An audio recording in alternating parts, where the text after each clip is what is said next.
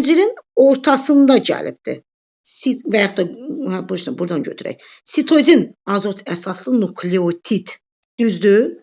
Neçə rabitə yaradır? 1, 2, 3, 4, 5. 5-dən 3-ü hidrogen, ikisi kovalent rabitənin payına düşür. Niyə belədir? Aydındır? Zəncirin ortasına gələrsə 3, 4, 5. Bəs gəl zəncirin axırına ataq. Zəncirin axırına ataq. Bunda 4. Ay sağ ol.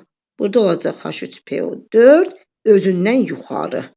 3 bura, bu da 4. Aydındır?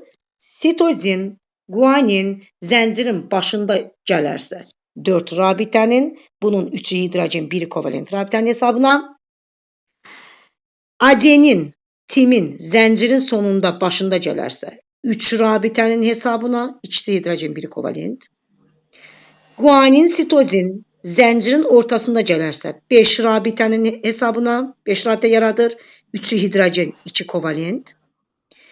Deməli, timin, adenin zəncirin ortasında gələrsə 4 rabitənin. 2 hidrogen, 2 nə?